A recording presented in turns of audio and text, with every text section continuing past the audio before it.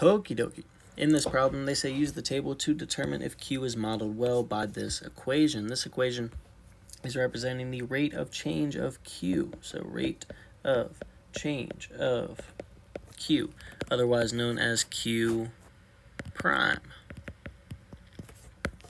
All right, so we are given a table of T and Q values, and you'll see I've added a Q prime row here. So really, we probably don't need to find it for 6 and 7, but at least for 4 and 5. Q prime at time 4 will represent how much should Q change by if we increase the T value from 4 to 5. And the nice thing is we already know how much Q is going to change by from 4 to 5, so what we'll do is find that change, and that'll represent Q prime at 4, or the rate of change of Q at 4. So we will take 30.8151 and subtract from it the 42.0762. So just in my phone, I will do 30.8151 minus 42.0762. And that'll give us a nice negative 11.2611. And then let's find the rate of change, or Q prime, at 5 by finding the difference of Q at 6 and Q at 5. Again, I'll try to define Q prime at 5. So the rate of change at 5 will be estimated by finding the change in Q from 5 to 6.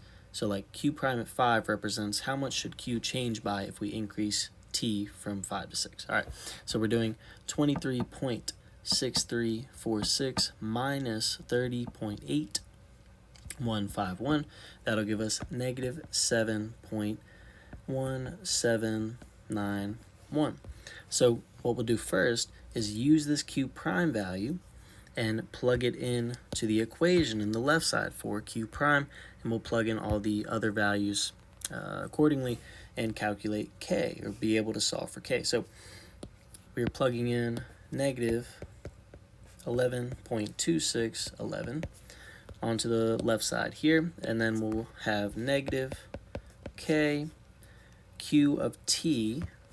This Q of T represents Q of T at time 4, since we're starting with time 4. So that would be the 42.0762 value, and from that we are subtracting 11.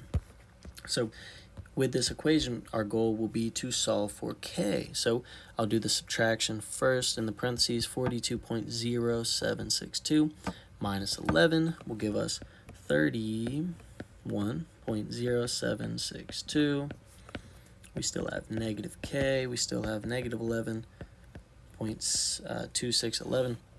So to get K by itself, we will go ahead and divide by, we'll go ahead and divide by negative 31.0762. That'll eliminate the negative and the 31 value, just leaving us with the K value. All right, so we'll do negative 11.2611 divided by 31, or negative 31.0762.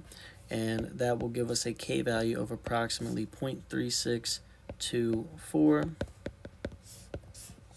And that does match one of the K values. However, in the chance that we calculate K when T equals 5, and we use this next Q prime value, and say we get a different K value if we solve for K in that case, then that would mean Q is not modeled well by the given equation. So if that is the case where the K values don't match, that's where B would actually be our answer. So we need to confirm that K is equal to 0.36 when we repeat this process for T equals 5. All right, let's give it a shot. So we're going to use the Q prime at T equals 5. Let's use a different color. Let's keep it super fun.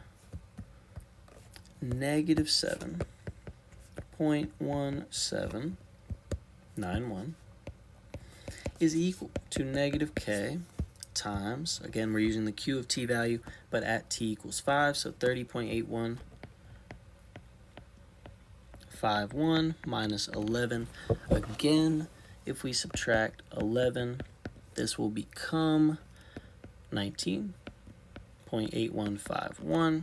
We have the negative 7 value, and we are dividing by negative 19.8151 to get k by itself. So we'll do negative 7.1791 divided by negative 19.8151, and we get 0.3623 approximately for k, and these values of k are consistent. So C is definitely our answer. Break out the eraser to confirm it, and that's pretty much it. So hopefully it wasn't too drawn out here of an explanation, but if you have any questions, let me know. If you want to see hopefully a much faster solution, I will work out a second example for you to check that out.